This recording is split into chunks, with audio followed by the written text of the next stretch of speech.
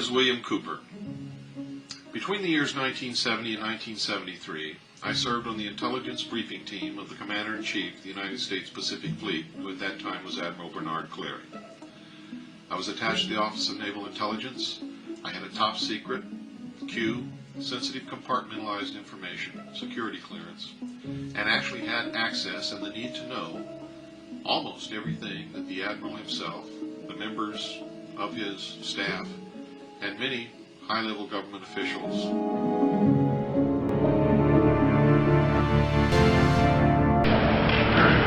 I think one of the biggest misconceptions in this country is what this country is all about, who founded it, for what purpose, and most specifically, what it is that we're all looking for. I'm going to try to clarify some of those, and in doing it, as always happens, someone's going to be angry with my definition of some of these things. I've traveled all over the country. I've talked to probably hundreds of thousands of people individually over a lot of years. I broadcast a radio show that brings me thousands of letters every week.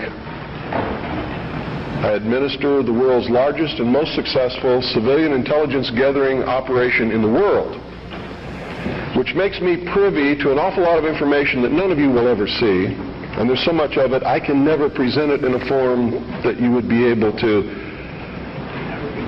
look at it and digest it.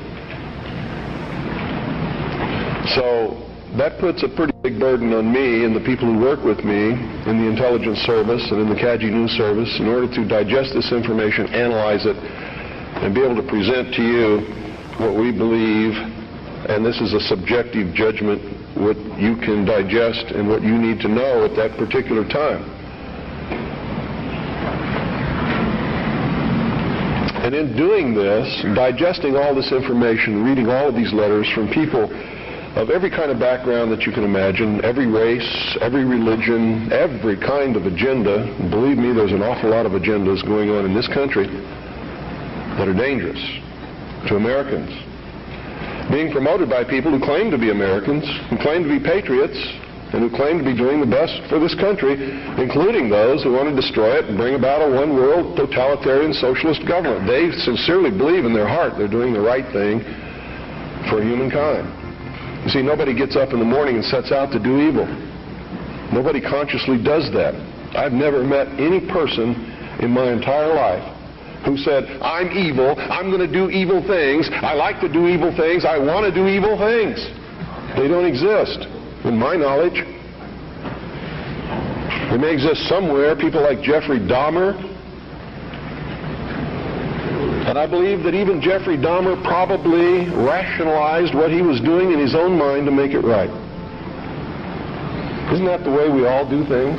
Even if we do something wrong and we know we're doing something wrong, don't we attempt to rationalize it in our own mind and to our friends to justify what we're doing? So I believe it's a great fallacy to set out to brand those whom we disagree with as being evil people. The result of their actions we may perceive to be evil. We may perceive it to be bad, but I guarantee you those people don't see it that way. And when we present ourselves to them in that light, we're good and they're evil, do you think we have a chance of getting them to listen to us?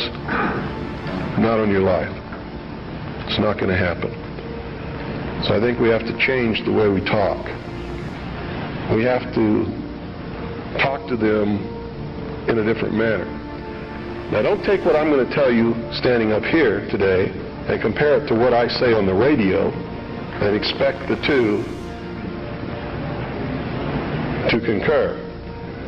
Because when I'm here, I'm just Bill Cooper. I'm talking to you from my heart. When I'm on the radio, I am on a mission. And that mission is to slap people upside the head and wake them up and even make them hate me, if that's what it takes to get them to go examine what I'm telling them to find out that it's right. You see, I don't care how it's done, as long as they wake up.